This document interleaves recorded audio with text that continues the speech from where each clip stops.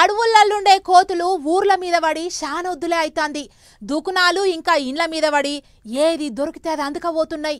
నెరి బుడ్డ పొలగండ్లు దుకునాల కాడేదన్నా కొనుక్కొనొస్తే పాపమే ఉంది. సట్నొస్తున్నాయి, గుంజుకొని పోతున్నాయి. అగో అట్లనే గా తమిళనాడు రాష్ట్రం కొడైకెనాల్ పట్టణంల సుత ఓ కోతి తినేటియున్నాయి కావచ్చని ఓ సంచెత్తుకపోయింది.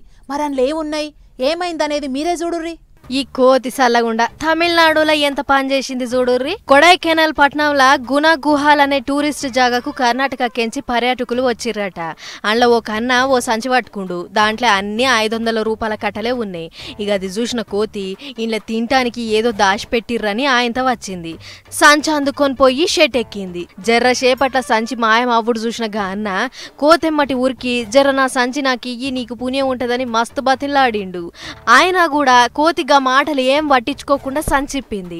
తినటానికి ఏమీ దొరకకపోయేటాళ్లకు 500 కట్టను బయటికి తీసి సంచిలో ఒక్క బిస్కెట్ కూడా లేదు, ఈ కాయిదాలెందుకు అని తీసి ఒక్కో నోటు చించి కింద వారేసింది. అప్పటికే ఆడ కావాలన్న గా అన్న దొరికినట్లు తీసుకుండు. ఇంకా కొన్ని తోయంట పోయే జనం తీసుకుర్రట. ఇక వాళ్ళకు ముచ్చటంతా ఎరక చెప్తే కొందరు తిరిగిచ్చిర్రు, కొందరు మాకివి తోవలో దొరికినాయని ఇయ్యలేదట. దీంతో ఊరికి పోయి పోలీస్ టౌన్ లో కేసు పెట్టిండు. అయితే ఆ గుణ గుహాల దిక్కు మస్తు కోతులుంటాయట.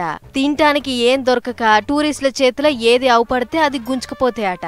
అట్లనే గా అన్న చేతిలున్న సంచి చూసి తినేటి కావచ్చని గుంజుకపోయింది. తీరా ఏం లేకపోయేటాళ్లకు నోట్ల కాయిదాలు ఎగజల్లింది అని అనుకున్నారట అది చూసిన పబ్లిక్. ఇక ఇదిట్లుంటే మొన్న ఉత్తరప్రదేశ్ లో ఓ కోతి 20 లక్షలు విలువ చేసే సంచెత్తుకపోయింది. అలా మొత్తం సొమ్ములే ఉన్నాయట. ఇక ముచ్చట ఎరకగానే పోలీసోళ్లు 8 గంటలు తిప్పలబడి కోతి కాని నుంచి సంచి గుంజుకుర్రు. ఆయన ఏ మాట కామాట గుళ్ళు గోపురాల్లా శీతం కోతులున్నాయి.